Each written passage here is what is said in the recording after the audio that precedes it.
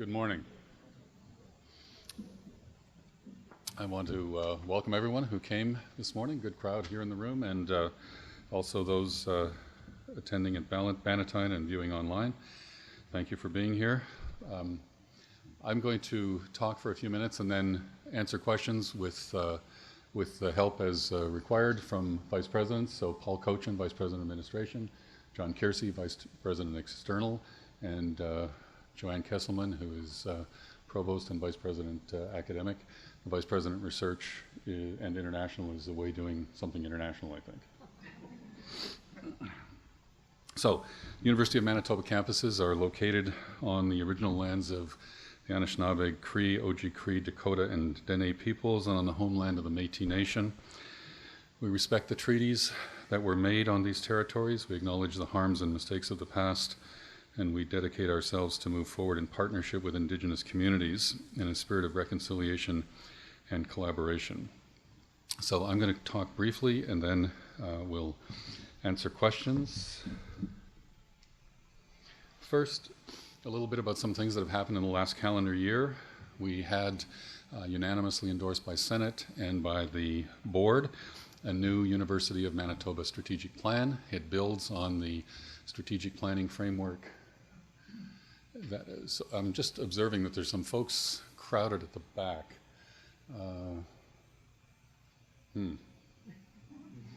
Not much. I think all this. Are there any empty seats anywhere? There's one here, right? Mike, you're welcome. I don't know that we can do much for you, actually. Okay. No one sees any empty seats. All right. I'll keep going. Thanks for coming, though. Appreciate the interest. So we had the strategic plan. This will be a roadmap for us over the next 5 years of the university's development, and our broad decisions will be all taken in the context of that document. We also had the Faculty of Health Sciences move from being an idea to being a real faculty and to passing its first set of bylaws. So that's, I think, really a significant move ahead. We had another Rhodes Scholar this year. The university continues to have outstanding students, and our record is unprecedented. We now have 98 Rhodes Scholars, more than any other university in Western Canada. Graduate from the Faculty of Arts, Alexa Yakubovich, is our 98th Rhodes Scholar. The 3-minute thesis competition was run for the first time last year. Will be run again this year. And that's for those of you who attended. That's a really exciting way to see some of our graduate students presenting their material. The Royal Society of Canada welcomed a number of new members from the University of Manitoba. The Royal Society recognizes academic excellence, and we've had a few people who are inducted into it each year. This past year, Gerald Friesen from History, an emeritus professor, was awarded the J.B. Terrell Historical Medal by the RSC for his massive and important contributions. But the Society created a college for younger colleagues who are early in their careers, haven't yet built up the kind of track record that leads to full membership. And we're really pleased that several of our colleagues were elected to that. Essel Jones from History, Kira Ladner from Political Studies, and the holder of a Canada Research Chair in Indigenous Politics and Governance, and Laura Lowen in the Desautels Faculty of Music were all elected into that group. We have seen UM Today put in place for communications inside the university in the past year. Been very well received. Averages about 6,000 readers every week. Most of us who read it are here, but certainly our alumni, including some from around the world, read it. The recent story on the Rhodes Scholarship, for example, had 10,000 visits. We had, with respect to working with our alumni, broadened the set of awards that are given to alumni. There has been in the past one award for an alumnus, but this past year moved from having 1, 2, recognizing 5 in different categories. And that took place in May. It was an amazing event, a huge connection to the community and a large number of alumni. And we have moved ahead from early planning into actually beginning to raise funds as part of our $500 million fundraising campaign. Our alumnus, Paul Soubry, who is CEO at New Flyer, has become campaign chair, and that has been that's been really a great opportunity for us to raise the visibility of the campaign, which will be formally announced with progress reports beginning at homecoming in the fall. So that's a very exciting opportunity, and we'll, as we move ahead, we'll keep the community informed about progress on that fundraising campaign, which will have, I think, a great deal of significance for a number of the things that face us in the future. So, one of the key accomplishments that I mentioned was the completion of the next 5-year phase of our strategic plan, or a strategic plan for the next 5 years. We asked, what are we trying to accomplish? We had a lot of engagement in this plan, and I want to thank, I think many people in this room were involved in that engagement process. It was really, I think, a very effective collaboration, a fairly large committee, but over 1,200 members of the university community were involved in the consultative meetings on that. And as I mentioned, it was unanimously endorsed at Senate and the board. The committee challenged the community to reach for a future that puts us where our faculty and staff and students want to be, namely at the front and center of the activities that we engage in. So the strategic plan has a number of major ideas: Inspiring Minds, which focuses largely on the student experience in teaching; Driving Discovery and Insight; Creating Pathways to Indigenous Achievement; Building Community; and Forging Connections. So the plan is available online if you haven't seen it. It's well worth reading, I think, so that we have a shared understanding of some of the documents that are driving some of the major decisions that we'll be making. And certainly, as the previous strategic plan did, this one will be a framing document for all of our conversations about resources and resource allocation and choices that we make as we move forward. So, I want to talk more specifically today about where we are in our budget cycle and why we're in the position we're in. Over the Christmas break, I read a number of books that talked about aspects of the university's history, and I was struck by some similarities and some differences at the points that were being described by the authors of these books and the point we're at now in the university's history. Some things are unique. So the decision to locate the University of Manitoba here, when the School of Agriculture already existed, to bring some of the component parts of the university from downtown out here, that's a major decision, and it's of the sort that we are facing as we develop the Visionary Regeneration Project and think about how can we take advantage of integrating the former Southwood Golf Course into a large area master plan for the entire university. So choices are made in circumstances like these, and it shapes the future for a long time. Some things are recurring, so there are unique opportunities in history. Visionary regeneration is certainly one for us. And there are recurring realities. So reading the university's history, it's clear that financial pressures were almost always present. And there were various kinds of things that, I mean, these are not intended to be, I'm not trying to give you everything about the past, but just noticing a point or two of connection. One of the things that I was reading was stressing the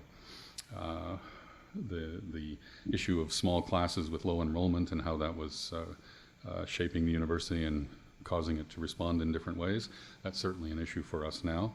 Of course, large classes are an issue of a different sort. There's also, I think, a very natural tendency in any large organization for every one of us who's a participant to look to do what's best for our own group, so our own department, our own faculty, the administrative unit that we're part of, look to see how do we do our job better and what resources do we need to do that. But at the same time, what became clear from that history, and is also clear in our current circumstances, we have to sustain the fabric of the university. Even when times are difficult, we have to be thinking at some level about what's coming after us and sustain the university so that it exists for other generations of students and people who will follow us who are faculty and staff. So, what's the issue with respect to the university budget, and why are we having more conversation this year, more openly, earlier in the process? The issue basically is that we have costs that are rising faster than our revenues are rising. And I want to try and give you a little bit of, I'll try to give you enough information to understand it, and I'll be happy to answer questions if I leave any of it unclear. There is a common measure that we're used to about growth in costs in our personal lives. We're all familiar with the Consumer Price Index, or CPI. There's a group in the United States that tracks something that many of us find very helpful with respect to university costs, that they refer to as the Higher Education Price Index, recognizing that universities don't spend their money in exactly the same way that we as individuals and in our families spend our money. At the university, one of our principal costs is hiring faculty and staff to work here. We buy energy, we buy equipment to support our research and our teaching and the administration of the place. And we buy those in percentage terms. We buy more of those than are represented in lots of other organizations. So this Higher Education Price Index, the existence of it is an interesting reality. It just helps us think about why is there pressure. The pressure is really driven. I mean, the reason the cost curve is rising faster than the revenue curve, the reason the cost curve is rising fast, is because of the cost of salaries. That's not a comment that that's a bad thing. It's not a bad thing. It's a good thing. We want to have outstanding people here, and we want to offer salaries that attract and retain good people. It's just a fact. So the cost of salaries are increasing. And I think the fact that our salary costs are going up on an individual basis at the rate that they are is a good thing. It helps us to make the University of Manitoba competitive. It helps to attract good people to come here. However, the fact that these two curves, if one is going up faster than the other, they're going to bump into each other. So what can we do about that? Well, we might try to reduce the rate of growth of costs, or we might try to increase the rate. This is in the wrong order here. So let me talk about the first one. We could try and just take the cost curve and push the problem out in time. Let's do some things that don't really change the shape of the curve, but just push it over a little bit so that the collision point occurs later in time. The second thing is that we could bend the revenue curve up so that we don't bump into it. And the third thing is that we could bend the cost curve down so that the costs don't bump into the revenues.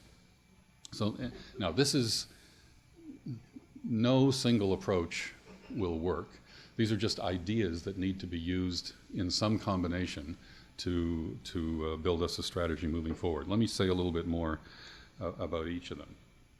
So we might be able to shift the cost curve forward. So the green curve is just what the red curve was before, except we push it out a little bit so that the collision point occurs a little later. Those things are good to do, and things like reducing our costs of services or supplies and so on, reducing the cost of travel, things that are not growing at that are not part of that kind of driver of the cost. If we could reduce those, we can shift the collision of the curves over a little bit, but the shape underneath doesn't really change. So we have thought about, collectively, many of you have been involved in conversations, thinking about ways to do this. We should look for savings like this, and many of you have done very good jobs of finding savings like this in your units. But there are limits to what we can do in this approach, so it's not sufficient. Some units have transferred ongoing costs to soft dollars, so take some technical support, move it from a base operating line to a line that's supported by research income, for example, is a possibility. Some have been able to find new revenue streams that essentially balance some costs with some revenues and push that curve out a little bit. Some have done some administrative things, so consolidating departments or finding ways to share services. But it's unwise to push this too far, because next year and the year after and 10 years from now, those who are in the positions that we're all in now will need to have some flexibility. So we can't consume all of our flexibility by pushing this too far. Everyone's been creative about it, but it's not a long-term solution, and it's not sufficient in the long term. We could try to bend the revenue curve up. And for a university, this basically means getting more revenue from either fees or government grants. That's basically where the majority of our money comes from. And we certainly do work diligently to secure funding for the university. Even if we're successful, this is not going to be the only solution, because even in other provinces that have had more generous treatment of the university system and have had provincial governments with more money to spend, there has been pressure on the higher education system. So Alberta has had pressure, and certainly our colleagues in Alberta now, with the recent rapid reduction in the cost of oil and the reduction in government revenues in that province, our peer institutions there are anticipating that they may see significant pressure on their budgets. And we've certainly seen in Ontario and Quebec, other large systems in the country, that substantial pressure has been brought to bear on costs, because shifting this revenue curve up, even in provinces that have more financial flexibility, hasn't been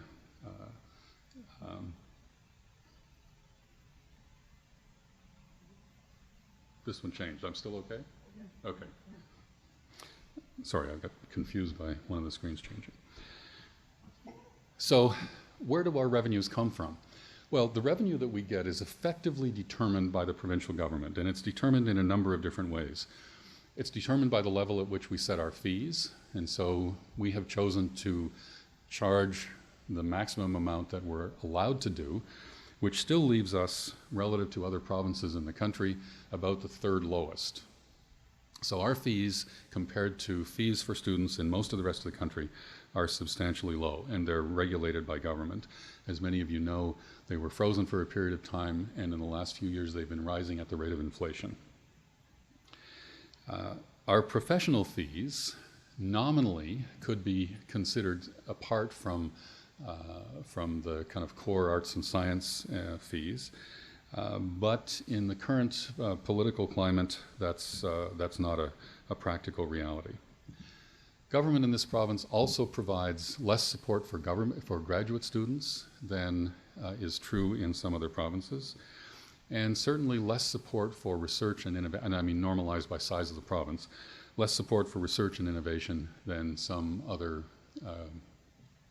provincial governments have been providing across Canada. Our grants have been increasing in the last few years faster than they have been elsewhere, but that's on a base that has been smaller than the base in other provinces. So we've been, I think, appreciative of the government's willingness to move our grants up, and to move them up faster than has been happening in the rest of the country, but we've still got a historical low base. We spend quite a bit of time, I do, and others in the university spend quite a bit of time working on this. We have regular processes where we interact with the minister and department officials. We have lots of additional meetings, some regular, some on specific topics, with ministers and the premier and with caucus and officials, community leaders, getting them to understand this situation. We address all of the issues that I've already mentioned, and of course the campaign will be a significant focus that will deal with some aspects of this. We have about 30 formal connections along with numerous informal contacts on an annual basis on this, and on some of our other revenues, things especially to do with research. We're also involved, I am and others at the university, involved in advocacy in Ottawa to help make the case to continue funding university research.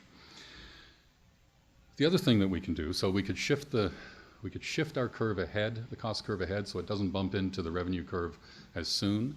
We could try to bend the revenue curve up so that the curve's bumping doesn't occur, or we could try to bend the cost curve down.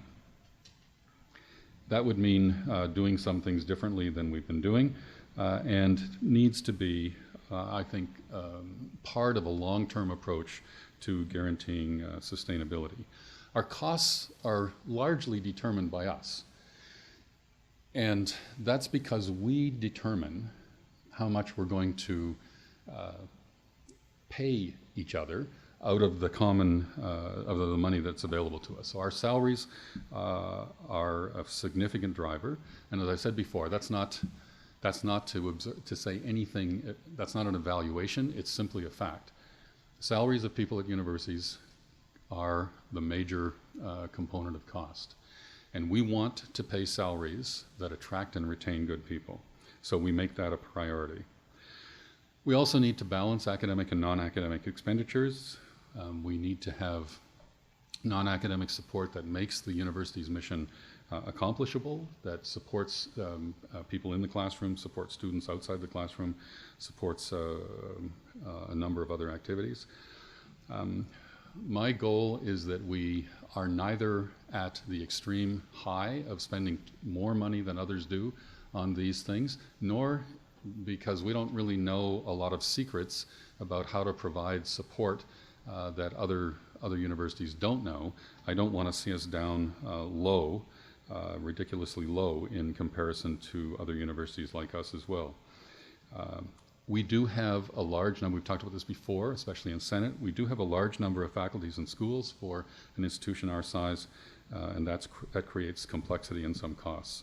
We need to think about the breadth of our program offerings, what programs we offer. We need to think about how effectively we deliver our programs, number of people who complete and the rate at which they complete, and we need to think about enrollment, the number of classes that have enrollment limits in them. One way to think about this that I find helpful is to look and say, let's look at the other universities that are in the U15 group, of which we're a part. These are the kind of medical doctoral research universities in the country. And let me try and explain this chart.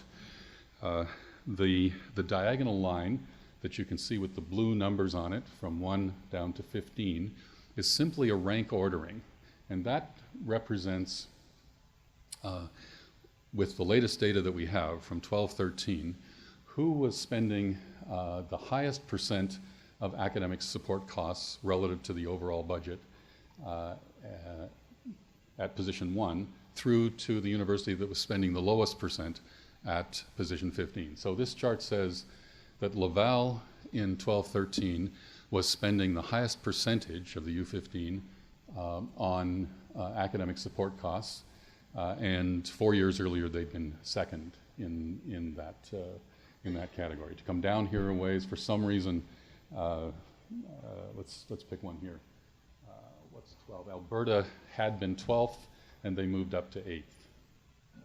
We were at 3, and we moved to 4th. So we're towards the top end of that distribution, which says, relatively speaking, we take a large amount of the money that we have and put it onto academic support costs compared to other universities who are like us in the country. We're not at the top, but we're definitely in the towards the high end of the middle of this group. Now, we use a language of cuts in the budget, but it's important to understand how that happens and what we're talking about when we talk about budget cuts. The faculties have all seen their budgets increase in over the last 4-year period. So I realize this is hard to read, but the pairs of bar charts in every case of the 2014-15 line, the blue line, is higher than the red line, which represented 2010-11. So while we have talked about cuts regularly, in fact, the amounts at the end have been increasing. And why is that? Just as an aside, to mention why that's the case, We handle centrally the cost of increasing salaries. So progress through the ranks for where that's applicable, the costs of inflation, and whatever the appropriate salary regime is for the group of which individuals are part, those increased costs are handled centrally. So because that amount of money is rising faster than the overall amount of money available to the university, we need to take some money from the rest of our operation to make that salary cost work. An alternative would be to say to units, you have what you have, and you have to handle the cost of the salary increases yourselves. And if that happened, units would make the adjustment internally. We make that adjustment centrally, and the reason there are pros and cons of doing it centrally or in a local way. One of the main reasons for doing it centrally is that for units that have most of their cost in salary, they have very little flexibility to deal with the annual costs of salary increases. So this university and many other universities handle that centrally. So let me just summarize a little bit. What does this mean for us? Well, the need for fiscal restraint is very real. We can't continue on a trajectory where our costs are increasing faster than our revenues. And in the past, this university and other universities have done and and in the future will do what we will do, which is use a combination of the methods I mentioned before. We'll try to take some costs out and push, and that will have an impact on pushing the cost and revenue curve collision into the future. We'll try to generate more revenue. In our case, that means getting some flexibility from government to get a larger grant to see fees in a different place. And we'll try to keep our costs from growing as quickly as they have been. These are things that we need to do because we can't continue. We operate within a government policy framework that limits our ability to deliver on our mandate. There are certain constraints that are on us, and we just have to recognize those constraints and live with them. But we want to find ways to make sure that the university remains sustainable as we move forward. So we have a budget review process every year. We have this conversation between the vice presidents. Vice presidents and I have these conversations with unit heads, deans, directors of non-academic units. And we're doing it again. So this process happens every year. This year it's the same process as we've had before. We've started it earlier. We'll make decisions with an emphasis on fairness, and we'll be guided by the priorities that are established in the strategic plan, but some decisions will have to be made.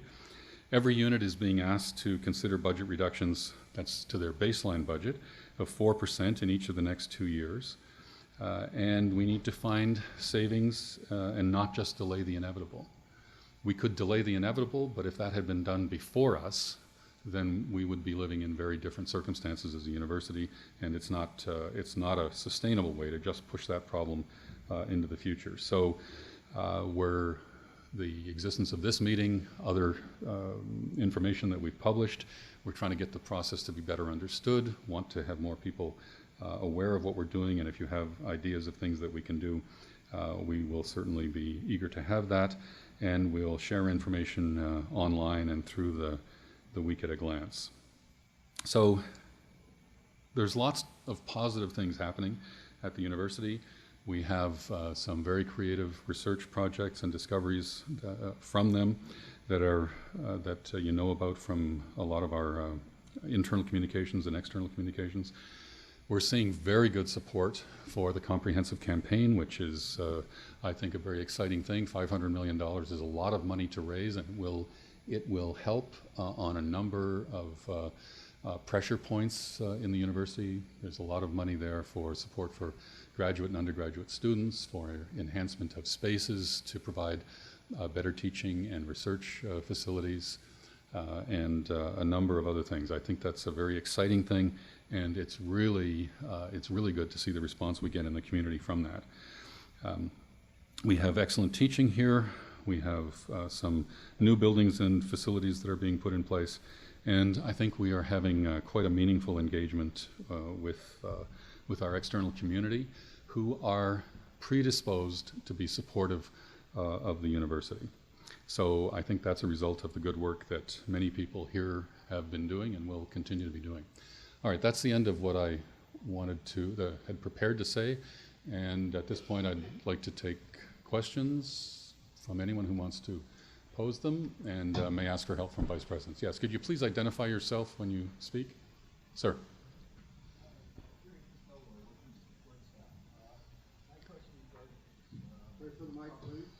Oh, sorry, I forgot to mention that, yes. Just so that everyone can hear, we'll get a mic. My name is Jerry Costello. I'm one of the support staff here. My question is regarding the top 25 for your employer. In the Free Press, it was listed of compressed work week, flexible hours, and apprenticeship programs. Could you please explain which departments have this?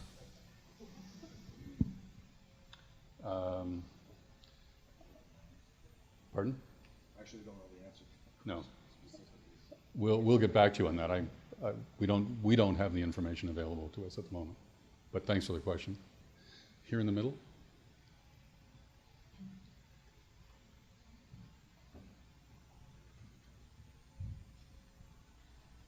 Mark Hudson, I'm with the Department of Sociology. A huge, and I would say the major component of the student experience as it relates to the idea of inspiring minds still takes place in the classroom. Yet the cuts that you're asking units to plan for are surely going to result in fewer sections, reduced course offerings, larger class sizes, fewer instructors. And the student capacity to define themselves through their education depends at least in part on what kinds of classes, the diversity, the variety of those classes that we offer at the U of M. So how does this budget process square with the strong priority and the public emphasis that we as an institution have put on maximizing and improving the student experience? So that's a very good question. There are, I think, a number of aspects to that, and I think maybe some assumptions built into it. And one of the assumptions probably built into it is that our current array of classes, sections, and the sizes of them is optimal to provide a good student experience, and that anything we do will necessarily make the student experience worse. And I'm not sure that that's true. We have a range of class sizes. We have many classes that have very low enrollment. We have a range of success factors for how many students complete classes successfully, and how many people complete their program successfully. So it certainly looks, by looking at the raw data about what we're doing in the classroom, that we can probably do better than we're doing to serve our students. And it's important for us to look hard at that. So in the time that I've been here, which is now 6.5 academic years, we've added a lot of programs to the university. We have removed very few. But the university is not the same place that it was when it was created almost 140 years ago. It's probably not the same place that it was in any of the previous decades. And the challenge that we have as a community moving forward is to say, what can we do to make this university still be here 10, 20, 50, 100 years in the future? I think we need to look at all of the things that we do and ask ourselves, are we doing them in the best way?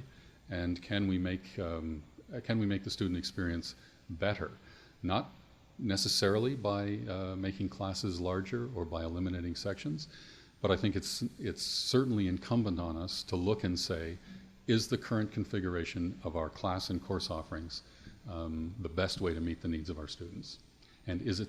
And fundamentally, is it sustainable? Right?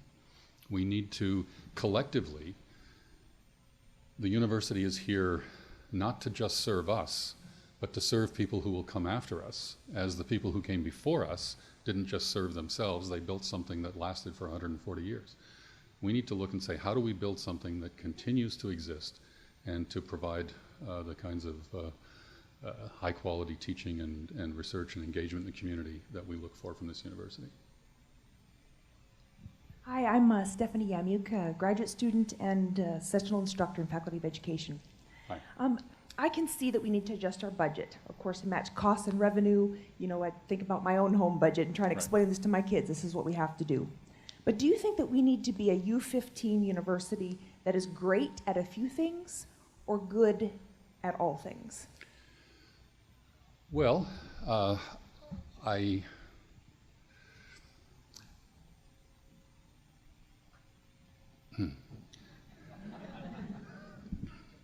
don't think it's just U15 universities that are great at a few things and good at a number of things. We have some areas that are outstanding in the university. And I think it's to the benefit of the university, I think, to have those outstanding pockets. They build reputation for the university, which helps us as we attract faculty and students, helps us as we attract money from government and from private sources. It would be unrealistic to think that we could achieve outstanding excellence in everything we do, but in some areas we certainly can be and are outstanding, and in many areas we do exceptional work. So I think the kind of distribution that you mention is something that characterizes most organizations, and I do think it's a significant reality here. Has been for a long time. It's not something that's started in recent years. It has been true for a long time, and probably will continue to be true, and probably will be to our mutual benefit to have it continue to be true.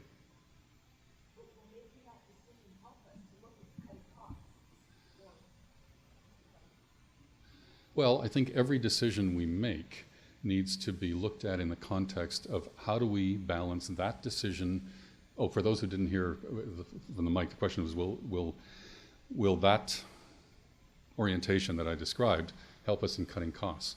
I think that the budget is always a balancing process, right? It's always balancing. So, you might find this hard to believe, but virtually no bad idea makes it to the president's office.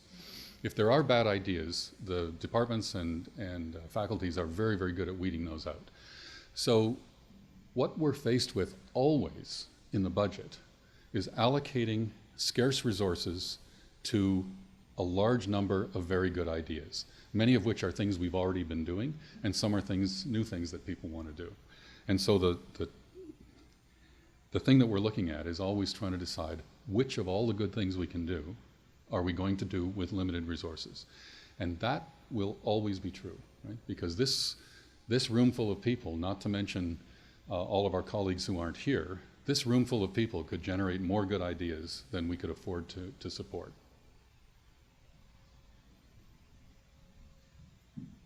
Department of Economics.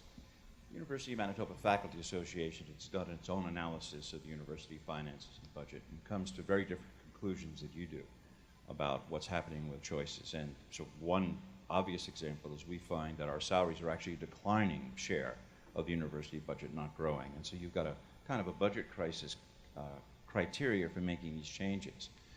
$170 million in government in private sector bonds. There's huge amounts of money being transferred from operating to capital. And so we think the university budget has a huge amount of discretionary money, and it's being used in a particular way. And we don't think 4% cuts make any sense at all given our view of the budget. We think, there are choices being made which we don't think are necessarily in the interest of either the faculty or the students at the university. And so, you've got the microphone and you're the president, but I think a more open debate about those numbers you put up. I mean, there's no dates on some of those graphs, there's no numbers on some of those graphs, and we come to a very different conclusion about the state of the university finances, and we think very different choices could be made at this point in time. The 4% cut is not one of the choices that needs to be made. Other things can be done. Those 4% cuts will affect students, will affect faculties, will affect librarians and the rest of the university. And so in 30 seconds or less, we think the university can be on a different path based on our analysis of the financial statements, not the ones that you produce. Right. So let me respond to several points there. First, the curves that I showed at the beginning, I explicitly said were a metaphor. They're not specific curves. They're not based on data. They're trying to capture in an image what the issue is. When I used specific data, they were dated. With respect to the one specific issue that you did mention, moving money into equipment, I'm going to try an analogy, and if this is way off base, Paul will if you hear him moan, you know it's off base, and then he can correct it. But here's the transfer into equipment is really to recognize what has been done or is intended to be done in the units. I agree, there's a lot of flexibility, and most of it is in the units. And units decide what they're going to do with that money.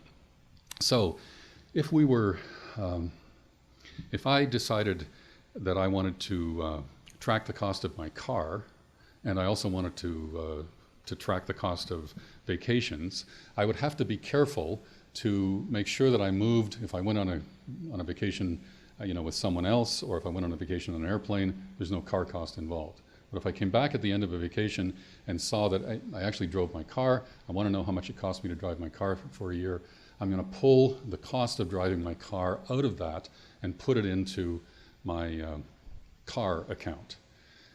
And I think that's a reasonable analogy for what we do with equipment. We have a relatively small amount of money that's in an equipment fund, but units across the campus, individuals and departments and faculties make decisions about spending money on equipment. And when we make the transfer to equipment, we're effectively recognizing that. It's not putting it someplace where it is on reserve to be spent in the future. Now, there are reserves. They're not as large as we would like them to be, actually, because some of the different funds are not in fact reserves. They're funds that represent commitments that are already made. Paul, have I distorted that? So it's absolutely true that we transfer money from operating to capital, and we being faculties and departments, we did about $42 million worth of that activity. But as President says, that's to represent equipment and other capital items. And capital, by the way, is a dollar figure. So operating and capital, operating is salaries and supplies and that type of thing. Capital typically has enduring value, and we set, Tom will tell me, it's about $2,000. So anything over $2,000 is deemed as capital. The bottom line to all this is we simply don't get enough capital funding from the province to make ends meet. So we decide collectively throughout the faculties that we are going to spend money on things. So the list that I presented at Senate include things like $10 million for libraries, lab equipment, computer equipment, furniture, and all the things we need to run a university. We simply, and you're right, we do make choices, and we absolutely collectively make choices on those things. So that's the explanation for it. Sure. We think that a real debate has to be had about what the university budget looks like. I mean, you've given us some partial answers, but as far as we're concerned, and the other thing, of course, we find the transparency has actually declined. We used to do a better analysis, be able to do a better analysis of the university budget, and we're discovering that we're even less able to do it. And basing all these changes on financial constraints, we think a real debate needs to take place. We agree. So we've started the process earlier. We've invited comments. We're having this meeting. We'll have other opportunities for input. But I think that we are required by statute to have a balanced budget, and we intend to. And there are things that we need to address, and we intend to address them. So we can talk about two different views of the budget, but I think on at least some of the points in the material that I've seen from the Faculty Association, the analysis is simply incorrect. So if you want to have a debate and try and get a more correct view, a shared view that where we can at least focus what we agree on and what we don't agree on, happy to have that conversation.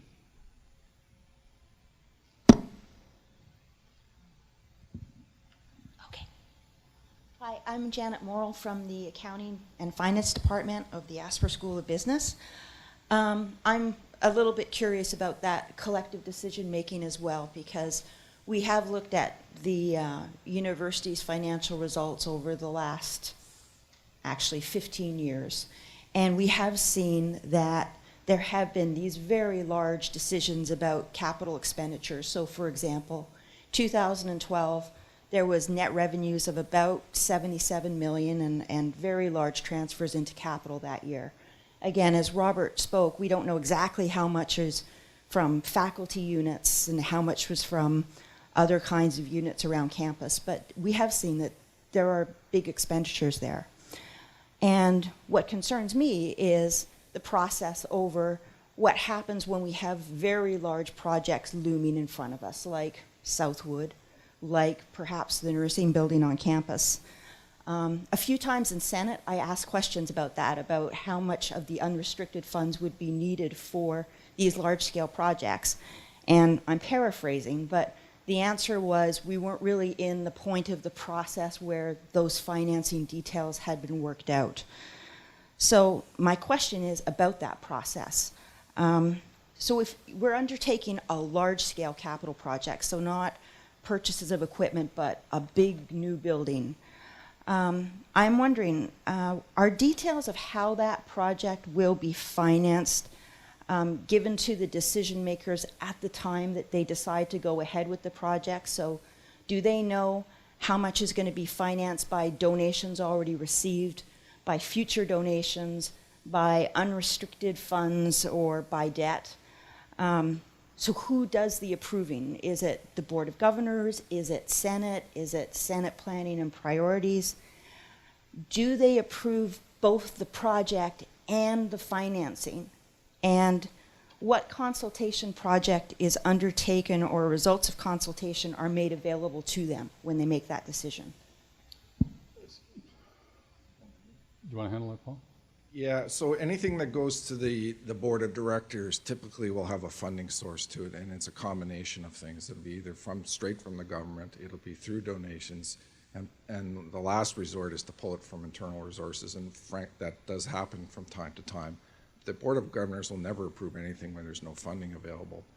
The tricky part for us is we never get enough, and I explained before about the capital funding, we never get enough money to do everything we want to do around here. So sometimes we have to pull on internal resources to get projects finished. There's no question about that. But again, this is about choices, and we make those choices collectively, and then that's the process.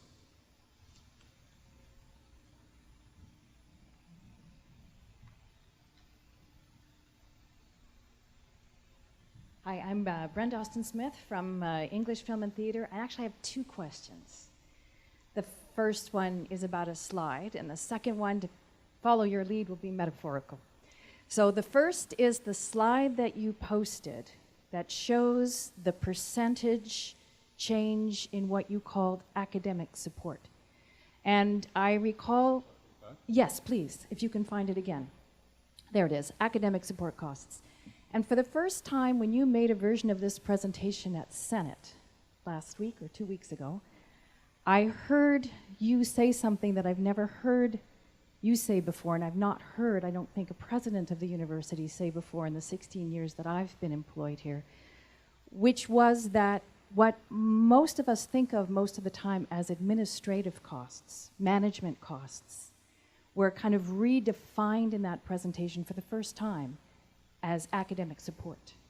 And I think most of us think of academic support in terms of teaching, libraries, support staff.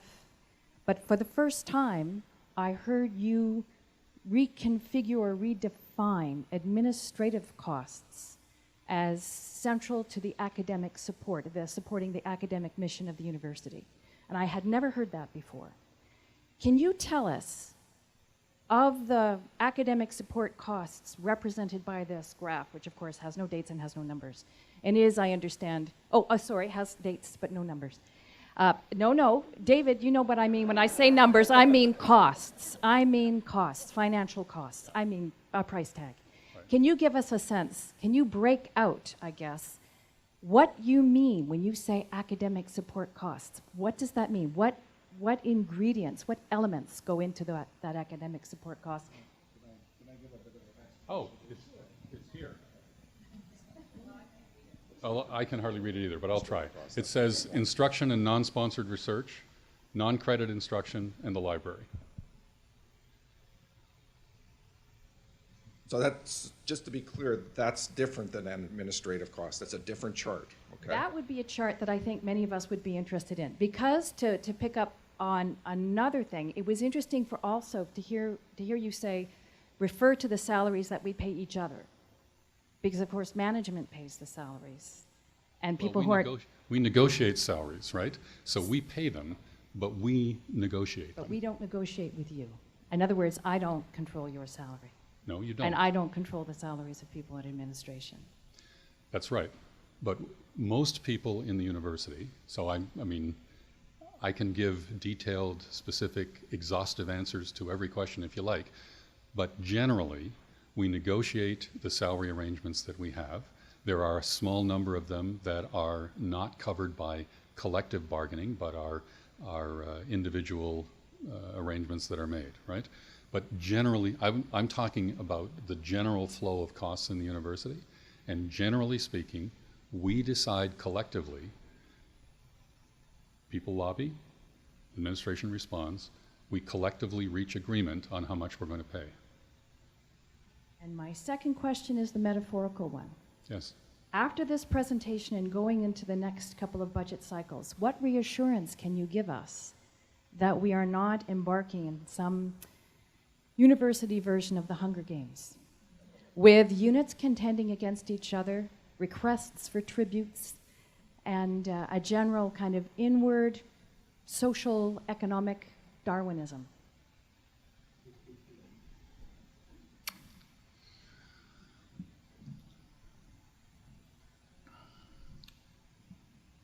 That's an interesting question, so let me respond to it.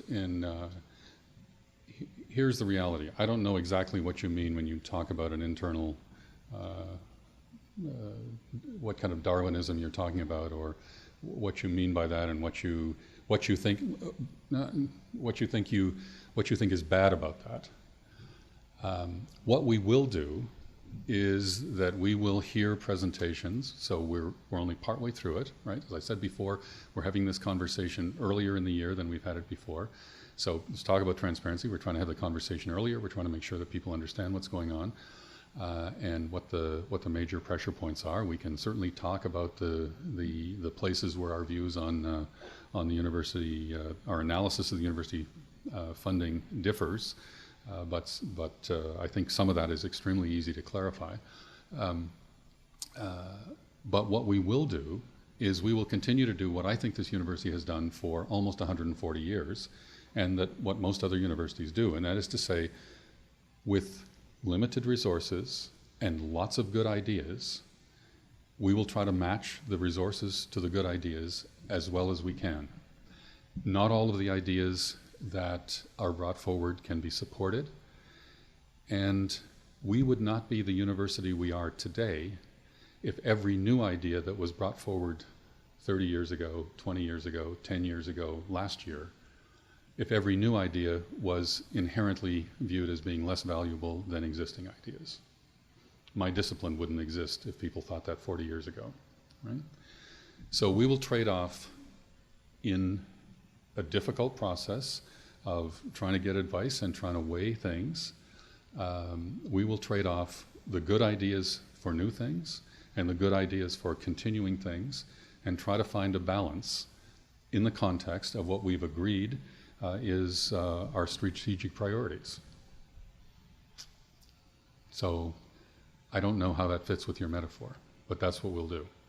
And we'll do it with as much information as we can get, and we will, given the priorities of the institution, an outstanding, the learning experience for students, wanting to be a place that's attractive for faculty who are doing their teaching and research. I mean, all of the basic things about what the university is are in the plan and in its priorities.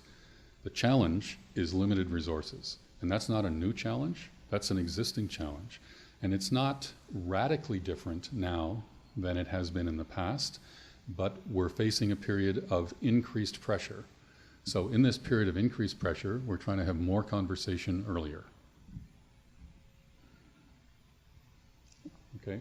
Now I'm noticing we're getting close to 11. Some of us can probably stay a few minutes after, but I'm going to pause at 11 o'clock because the session was announced for an hour, and I think those who only had an hour to come, I want to give them an opportunity to leave the room, but we'll take a couple more questions and we'll take a break, and then some of us can stay for a few minutes longer. Hi.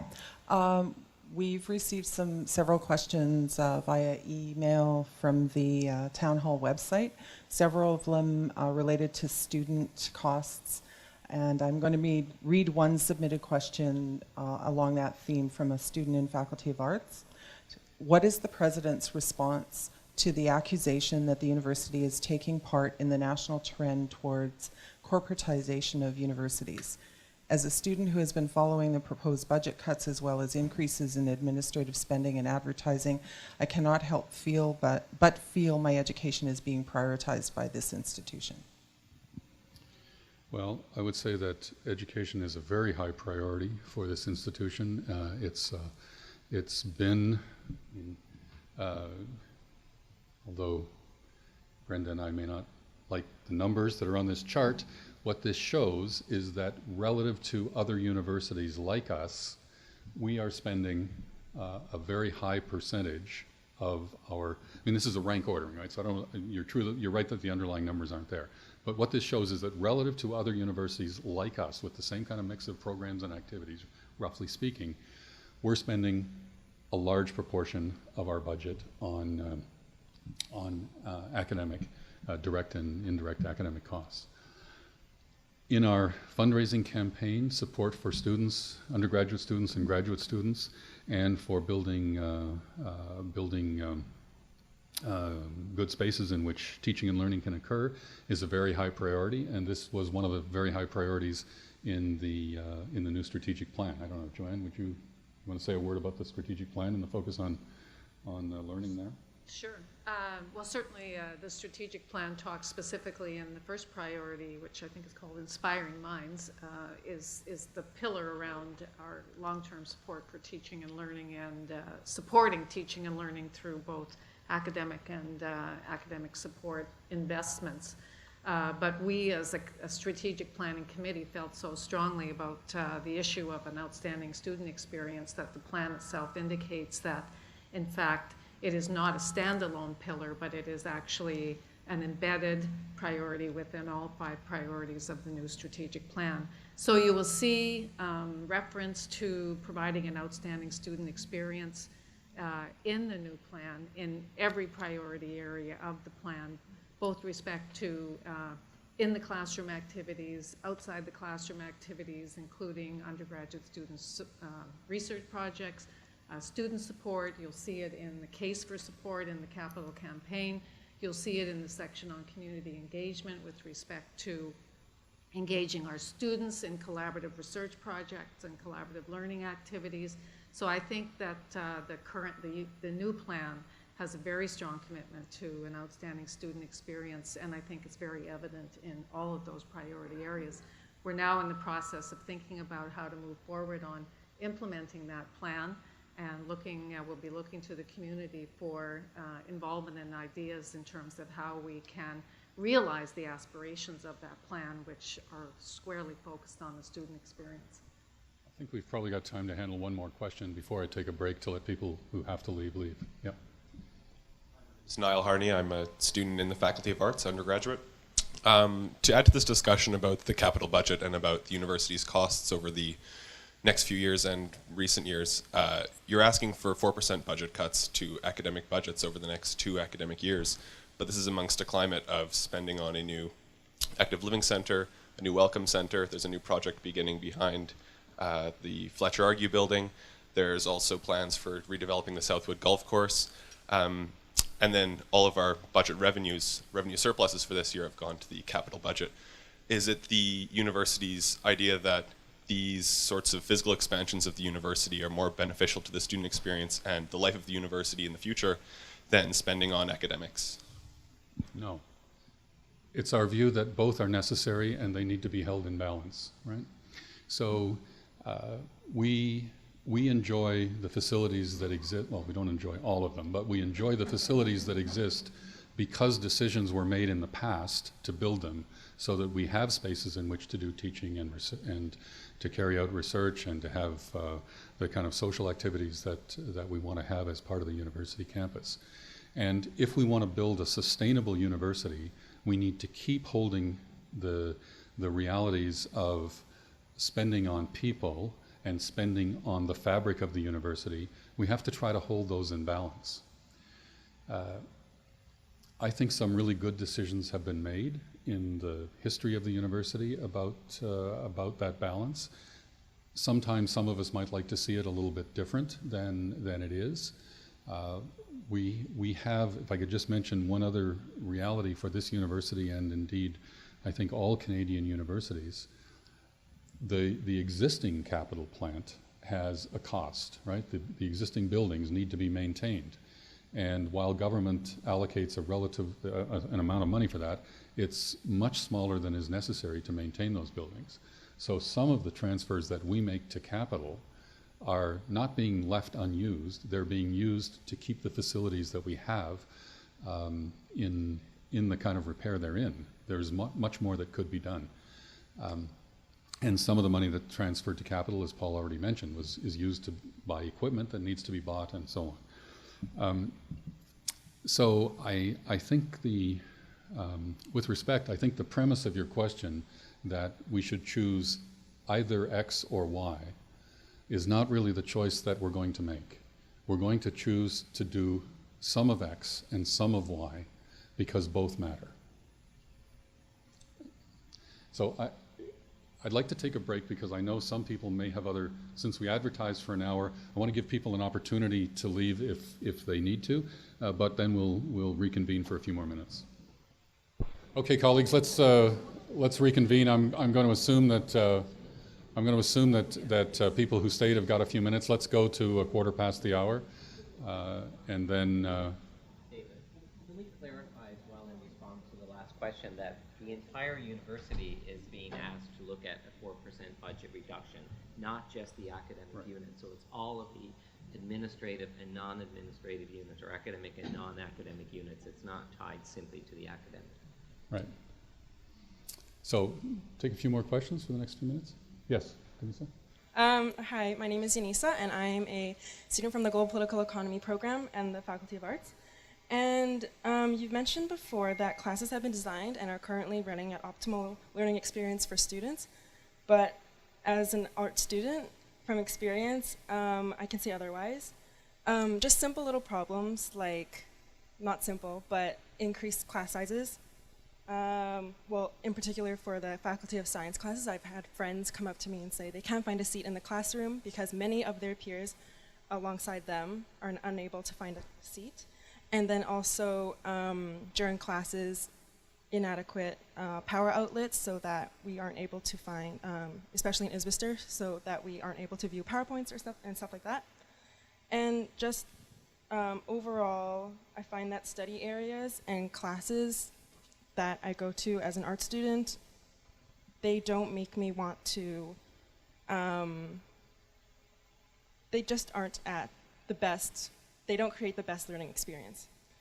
So with simple problems like these, I'm just wondering, have there been consultations and sessions with students, face-to-face consultations? And if not, are you planning to hold some so that we can have our voices heard better?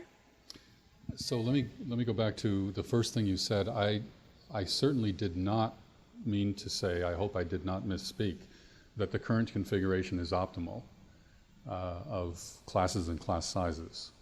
I actually doubt that it is, personally. It's hard to believe something that large with such distributed decision-making over such a long period of time is in fact in an optimal position. So I think we can probably always make it better.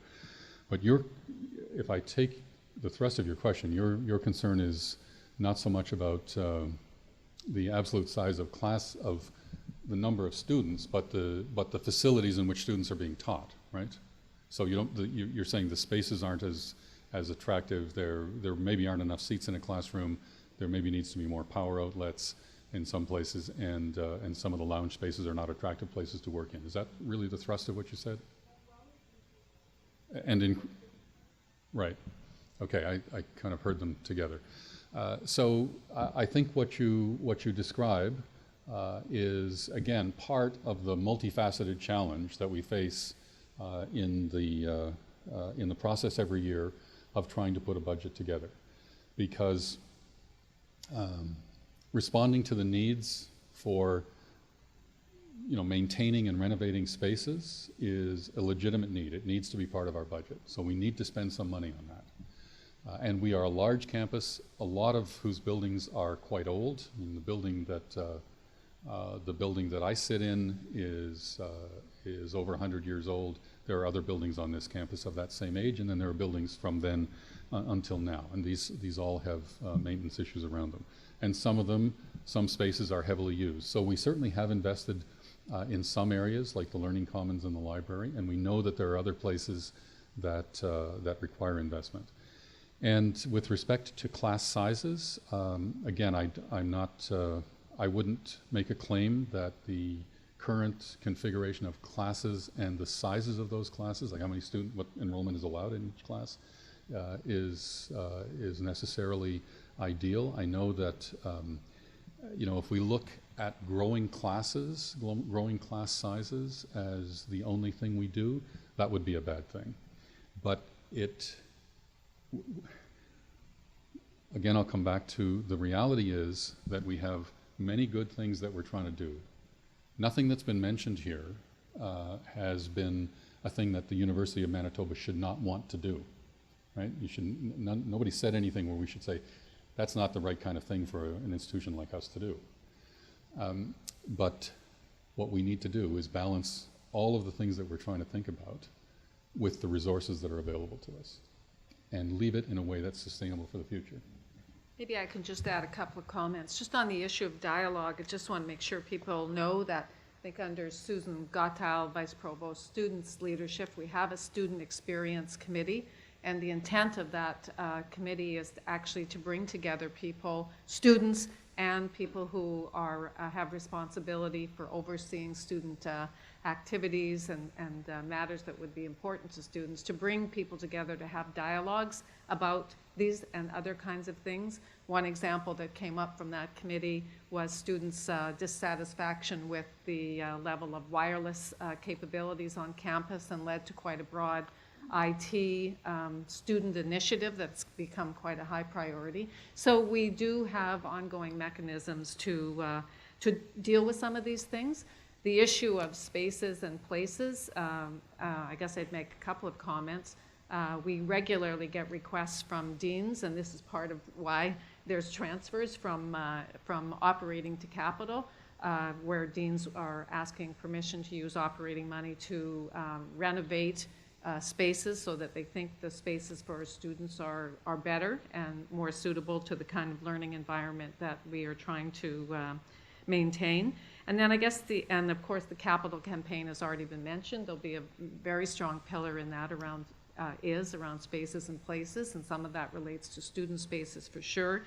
On the issue of I think your first comment had to do with students not being able to get into certain courses. I think that is something that we're also looking very carefully at as well. We have kind of identified what we call bottleneck courses, where for a whole variety of reasons, either some of our interesting program regulations or the fact that students are trying to get into certain programs and can't get in, so they're recycling back and trying to get better grades in certain courses. Last year, through the budget process, we allocated some specific money to try to allow for more sections of those courses. So there are a number of things going on that I think relate to those kinds of things, and we welcome that dialogue with students to identify issues of concern. I haven't been onto the electrical plugs yet, but now I know about that too.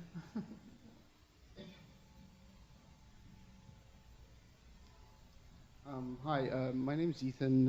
I'm the news editor at the Manitoban. So I have a couple questions related to what you said about declining enrollment in certain programs and also the success rate in terms of finishing those programs. I'm wondering which specific departments are facing declining enrollment, or are students not completing them successfully, their degrees? And also, you mentioned this sort of the Winnipeg Free Press, that the 4% cuts might not be across the board, so everybody might not have to take a haircut. So are the programs with declining enrollment the ones that are likely to face the brunt of the cut? So with respect to your first question, I didn't have anything specific in mind. I was talking generically. What I was saying was that if we look at enrollments and if we look at success rates in classes, some will be higher than others, right? And it's worth looking at those to see what we should learn from them, not just saying, well, yeah, there's variety in the data and there's no meaning in it. So I didn't have any particular thing in mind when I wasn't saying, you know, we're targeting this or we're targeting that. Just saying there's information there that we should intelligently use to ask, are we doing a good job here? Do the numbers show that? And do the numbers tell us the whole story, or is there some other story, right? It's just information we should look at. And your second question, sorry, was it Ethan? Yeah, the second question, Ethan, was about whether there would be a particular targeting of low enrollment courses. Is that, but that was the question, right? I'm just making sure I got the question right. Yeah, so, I mean, that's clearly a place to look, right? Every place where there's cost is a place to look. There's a cost for large sections of a different sort, and we need to look at that. It can't, it will not be solely a question of where's the largest amount of money to be found to free up. It needs to be looking and saying, what are the implications of this? What's the impact of this, right? In the same way that I think what we try to do for the institution, I think, is the same thing that most of us try to do, you know, intelligently in our own, when we're spending our own resources. We say, we can, you know, I've got a certain amount of money and I want to do a few things, and I try to balance it. And it's not necessarily to say, I'll stop spending money on the thing that gives me the smallest result, because maybe that's something that's really important to me and I'm going to do it anyway. So that's the kind of conversation that that the vice presidents and I try to have with the deans and the directors. And we need to look at everything. Right? Everything needs to be considered.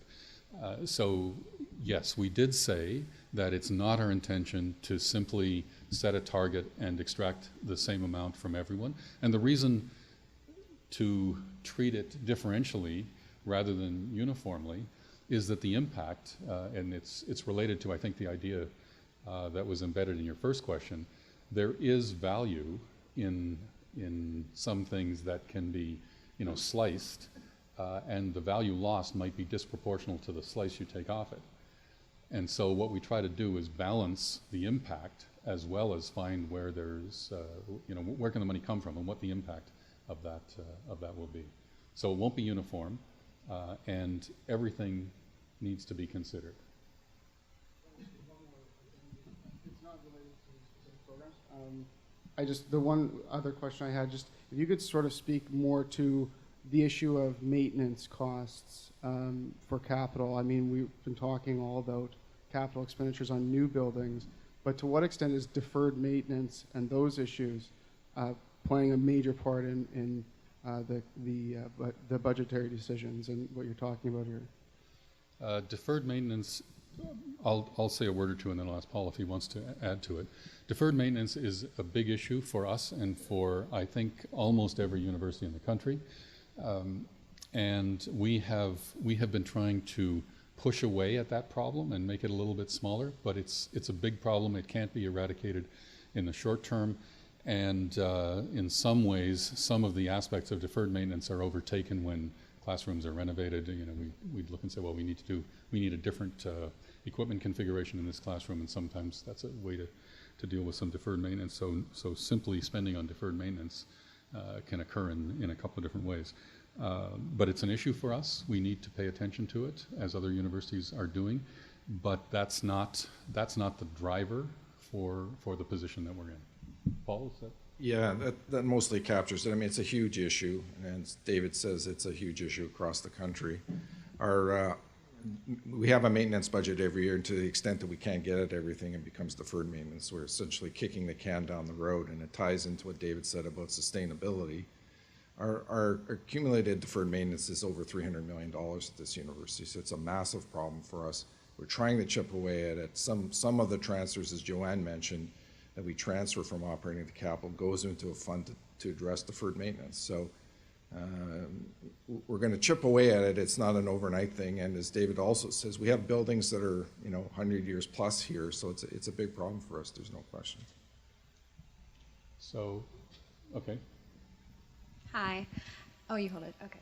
My name's Hannah. I'm in the Human Ecology, Family and Social Sciences, soon to be Health Sciences. So I understand from experience what these changes mean for the university. And I guess my big question is, you mentioned balancing, like the balancing between expenditures and the university. But the main issue here is that we're actually cutting our budget 4% internally.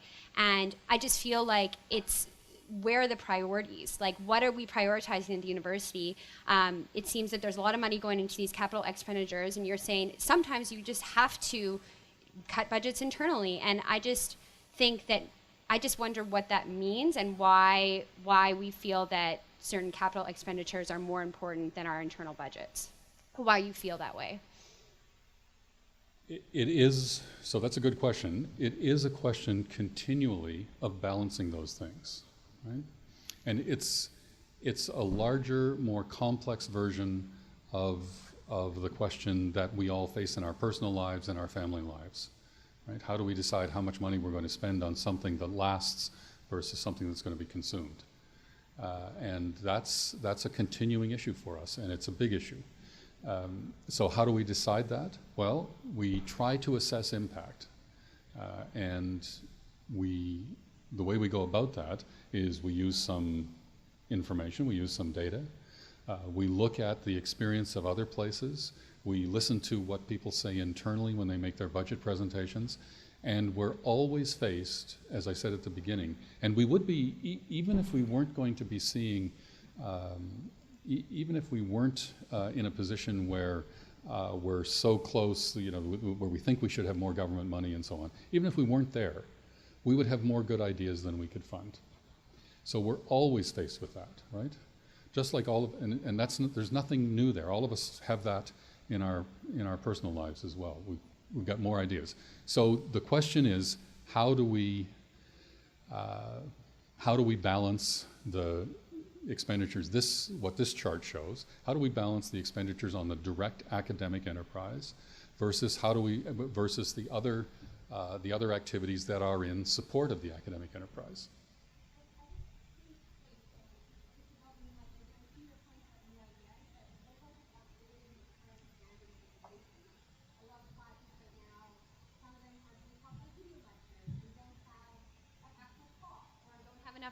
People, seats for students. Or for instance, for me, I have classes that are only offered once every second year. So that means that I'm not going to be in the workforce for another year, which means I'm going to be going into more debt. And that's long-term.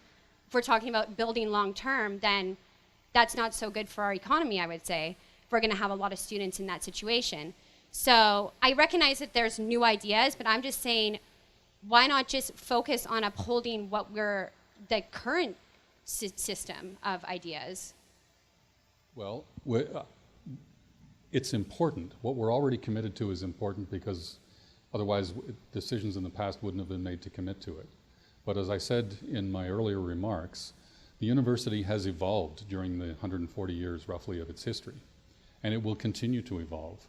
And part of that evolution is deciding how much of what we have been doing takes precedence over some of the things that we could do, or the other costs that are in reality part of being a university. So Paul's talked about the substantial amount that we could spend on deferred maintenance. Most universities in Canada have done what we've done and allowed that number to accumulate. But it's accumulated to such a high value now that it really can't be ignored. It shouldn't take priority over everything else, but it can't be ignored. And similarly with the other things that we invest in. You know, we've had talk about classrooms and spaces and so on. We need to pay attention to doing that. And when we look at the existing programs that we have, they're good programs, but we really do need to make room for new things, and we do need to think about the balance among programs we've got, where, as you mentioned, sometimes people can't get into classes they want. So even if we had even in the current configuration, are we appropriately balanced? It has to be a question we keep asking ourselves all the time. It's just the nature of growth, right?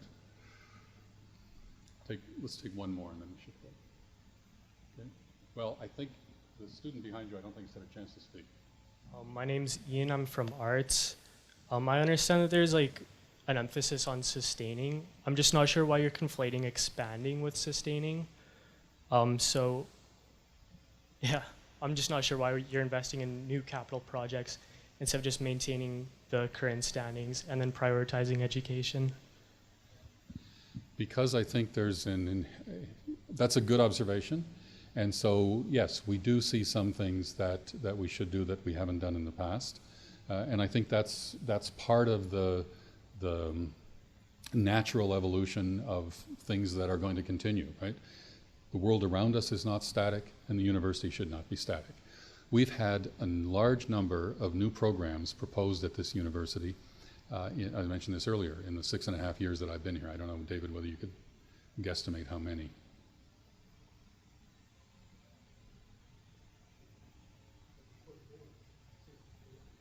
So don't hold him to it, but I've asked David Collins, Associate Vice President, Academic and Integrated Planning, to remember.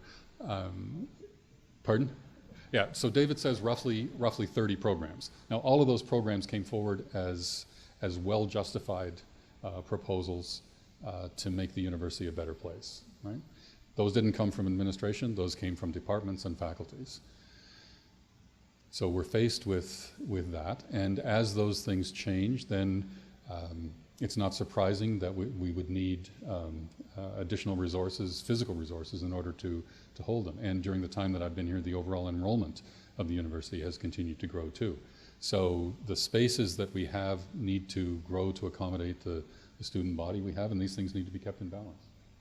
Can I just make one observation? I think it's not accurate to think of these new capital projects as being in support of new programs. They are, so this issue of conflating sustainability and new.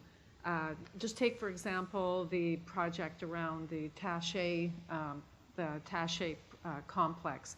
That is a project that's designed to sustain existing programs. So, for example, the space within the current space that's housed, that's occupied by the Faculty of Music in terms of their rehearsal space and the likes, is absolutely unacceptable. So we are investing to sustain an existing program, right? Not so it isn't new means new program. New in terms of capital developments actually in many cases means new for the benefit of existing programs. Last year we put in the budget a couple of $1 million or $1.5 million, I think it was, to invest in teaching laboratories. These are laboratories for existing programs. Some of them, many of them in science, and I don't see the Dean of Science here, but I think in science they would say they have probably a $10 million backlog in terms of renovations to their laboratories to bring them up to 21st century standards. So that's what we're trying to do. So it's the investments in capital are not just for new things. In fact, in most cases, they're for existing programs. Colleagues, we've been here almost an hour and a half, and I think we should probably come close to the end. Chris, I didn't get any indication, Chris Rutkowski, I didn't see any indication that there were questions from Bannatyne. Okay, then thank you at Bannatyne, and thank you in the room, and we'll keep the conversation going. Thank you.